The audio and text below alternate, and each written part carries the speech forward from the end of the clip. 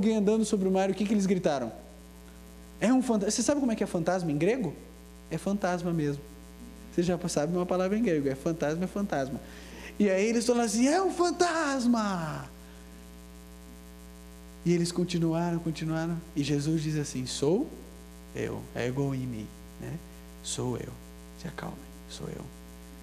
E aí então Pedro, ele tem uma ideia fantástica, só os sanguíneos poderiam ter uma ideia como essa. Ele falou assim, se é o Senhor mesmo, eu quero andar aí também, né? Criança fala assim, eu quero ir também. Pedro, quando percebeu a possibilidade de ser Jesus, ele falou assim, eu quero ir também. Ele falou, então vem, pode vir.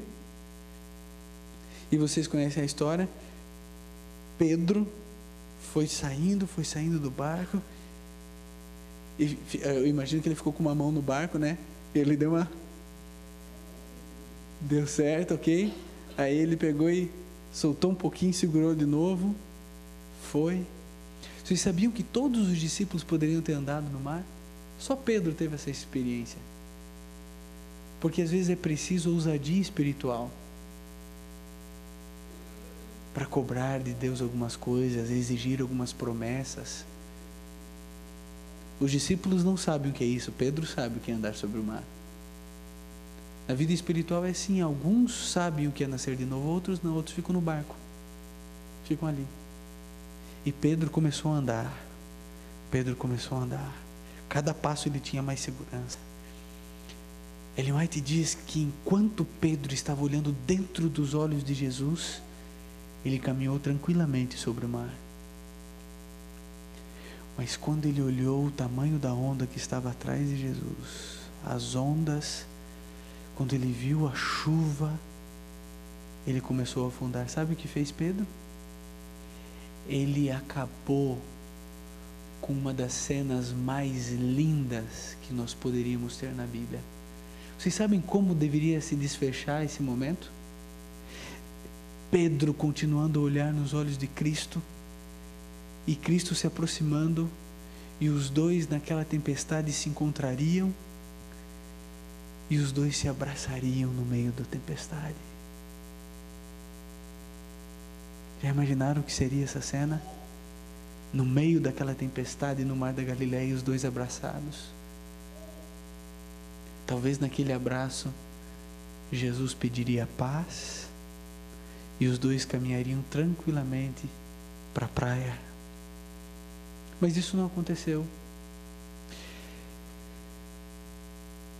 Será que você não está fazendo isso? Será que em algum momento você não desviou os teus olhos de Cristo e está deixando de viver aquele sonho que Deus tem para você? Aquele sonho lindo que Deus tem para você?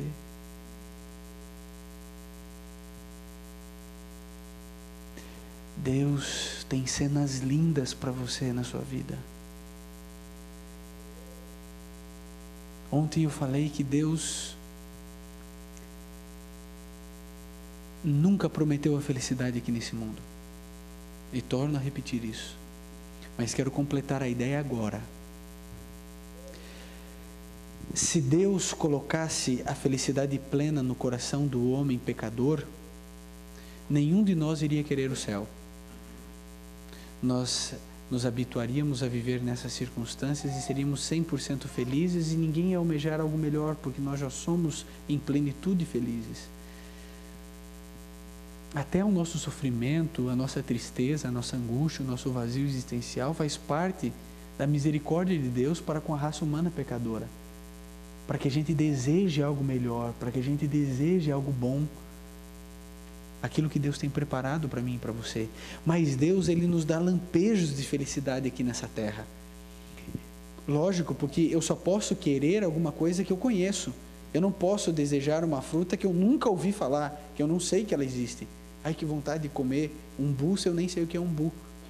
Se uma pessoa nunca souber o que é umbu e nunca tiver ouvido falar, nunca vai ter vontade de comer, porque ela não sabe que existe. Deus, Ele traz lampejos de alegria, de felicidade na nossa vida. E esses lampejos são as janelas do céu na minha e na sua vida. E quantas janelas são fechadas porque a gente não olha para Cristo? A gente olha para a televisão, olha para o rádio, olha para o trabalho, olha para o estudo, olha para a família, olha para o amor, olha para a paixão, olha para o sexo, olha para a comida e não olha para Cristo. Talvez queira Jesus hoje estar abraçado com você. E talvez você e eu estejamos afundando. Jesus andava no mar da Galileia com a mesma simplicidade que ele andava pelas ruas de Nazaré. Jesus era simples. Simples. Muito simples. Jesus amou as pessoas indesejáveis. Você se lembra de João 9? João 9 é o único lugar registrado onde Jesus cura um cego de nascença. E a história você conhece, Jesus caminhando, os discípulos juntos, pequena multidão, e de repente os discípulos fazem uma pergunta profundamente teológica na época, e diz assim: Jesus, ó, esse cidadão aqui é cego, ele fica aqui, desde que nasceu ele está aqui pedindo esmola. A pergunta é: quem pecou? Ele pecou ou seus pais? E Jesus disse assim: olha, nem uma coisa nem outra, isso aconteceu para que a glória de Deus fosse manifesta. E Jesus foi lá, fez lodo, untou os olhos do cego, mandou para o tanque de Siloé, lavou, voltou enxergando. Os saduceus perguntaram: escute, quem você diz aí que te curou? Ele falou assim: olha, quem ele é, eu não sei, eu sei que eu era cego. E agora veja, conhece a história, né?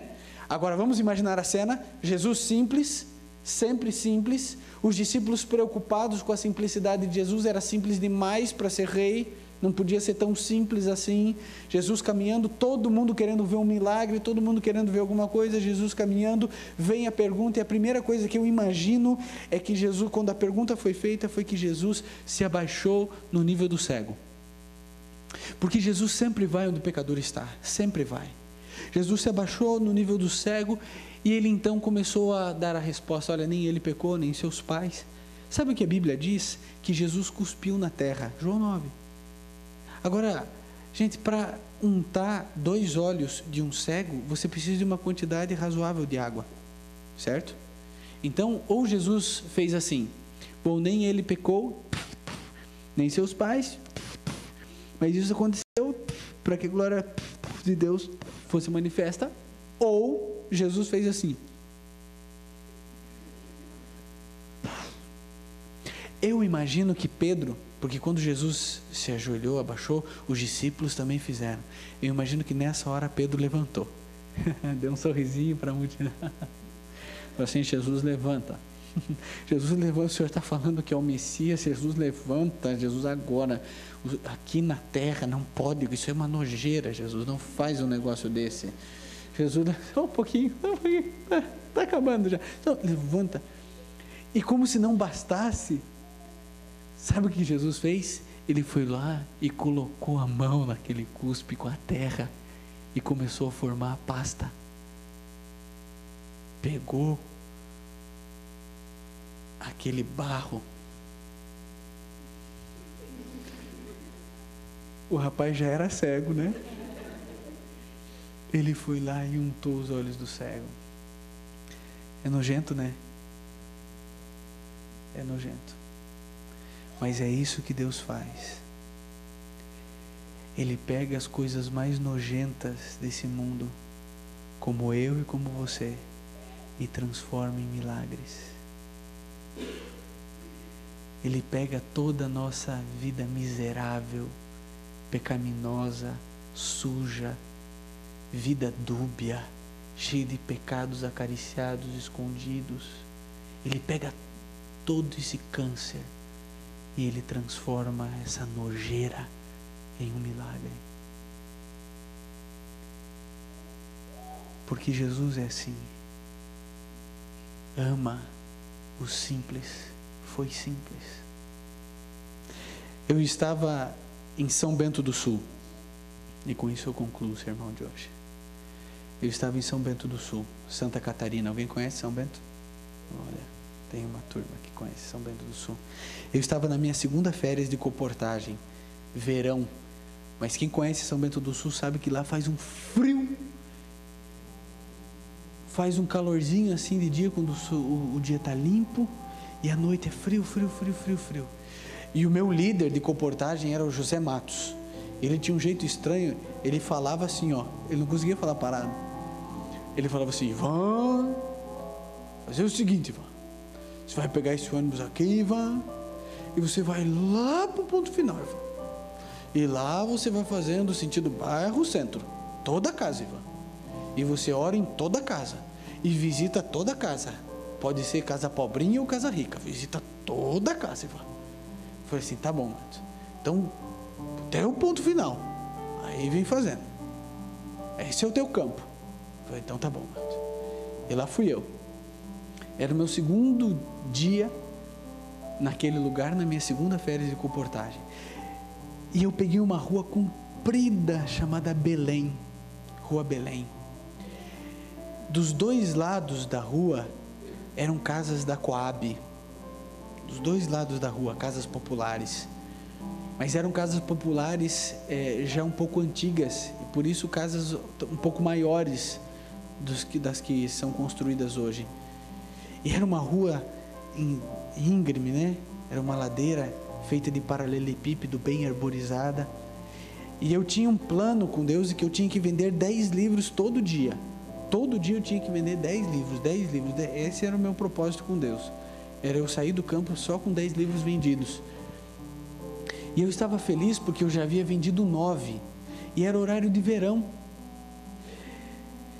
E era mais ou menos 9 da noite, o sol já estava começando a beijar o horizonte, escurecendo tarde. E eu falei assim: puxa, mas eu vendi 9, tá bom, mas não, o meu propósito é 10 e tem a oferta do anjo, né? A oferta do anjo é a última oferta. Eu falei assim: eu vou dar essa última oferta. Eu estava de calça jeans, tênis, camiseta, moletom amarrado na cintura, uma pasta azul, dessas grossas assim que a gente compra em papelaria. Ali dentro tinha minha Bíblia, tinha o prospecto, alguns folders, essas coisinhas. E eu entrei e vendi mais 2 livros. Vendi 11 livros aquele dia, estava todo feliz. Saí e já estava tudo escuro na cidade. A luz muito fraca. E vocês sabem como é a cidade do interior, né? Depois que escurece, só 2 tipos de seres andam nas ruas, né? Depois que escurece: os cachorros e os comportores. Eu fazia parte da segunda turma, tá? Por favor. E eu estava com os meus colegas caninos na rua, e só eu na rua. O frio começou a esfriar, coloquei um moletom e caminhando e indo direto para a rua transversal, que era a rua principal, que era de terra batida e que era o ponto do ônibus. Era o segundo dia, eu já não estava mais na região do ponto final, eu já estava aqui no segundo ponto, no ponto que antecede. E eu comecei a descer, o frio, feliz e cantando e descendo, e de repente eu vejo uma figura nojenta, simples e nojenta. Eles têm um sistema de ponto de ônibus que é um U, com um U de tijolo até aqui, um U bem largo. Ele estava deitado num canto, e quando eu estou descendo, já era 10 horas, eu vi o ônibus passando, e o ônibus era de hora em hora, e eu vi aquele ser, e eu parei. Sabe quando você para, você fica sem ação, você não sabe o que fazer? Eu falei assim: eu vou ter que encarar a situação, não adianta. Fiz uma cara assim de mal, de violento. É para vocês ficarem com medo, não é para rir. Aí eu coloquei e falei: eu vou lá. E aí fui, né? Fiquei, obviamente, do lado oposto do bêbado. Ele ficou daquele lado, eu fiquei desse aqui, bem, cara. E eu tinha uma teoria na época. A teoria é a seguinte, ainda tenho: se você chegar do lado de um bêbado e ficar num raio de 20 metros perto dele, você pode contar até 10 que ele vai te chamar antes de você terminar a contagem. Eu estava lá na minha teoria. 1, 2, 3. No 7 ele falou: moço. Eu: yes. Teoria cumprida. Moço. Virei um pouquinho. Ele: ô moço. Virei um pouquinho. Moço. Ele queria atenção, né? E eu virei e falei: o que é? Ele falou uma frase que eu nunca mais esqueci. Ele disse assim: me desculpe por estar bêbado. Eu estou bêbado, mas eu não sou bêbado. E eu pensei assim: ou esse é o maior grupo da história que um bêbado já inventou, né? ou tem alguma coisa aí. E eu fiquei ali meio desconfiado, e ele começou a me contar a história dele. Ele falou assim: olha, eu estou bebendo, ele estava com uma garrafa de aguardente, um quarto dela assim, eu estou bebendo, mas que é para fugir do frio. E estava frio mesmo, né? Aí eu falei: me dá um golinho, brincadeira. Ele ficou ali no cantinho e começou a contar a história dele. Olha a história do homem. Lógico, demorou 1 hora até o ônibus chegar, eu vou resumir, tá? Fica tranquilo. Ele estava desempregado há uns 4, 5 meses. Por isso não pagava o aluguel da casa onde ele morava. Um dia ele se levantou e foi buscar emprego no centro de São Bento do Sul, que é menor que essa igreja. E ele procurando, chegou de noitinha, de tardinha. E quando chegou na casa, ele olhou e falou assim: me roubaram. Os móveis não estavam mais dentro de casa, só alguns. Falei assim: roubaram minha casa. E aí ele, desesperado dentro da casa, desesperado, achou um bilhete da esposa dizendo assim, escrito assim: não te amamos mais.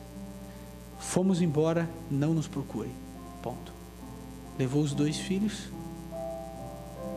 levou a parte da mudança, a maior parte, e ele não sabia o que fazer.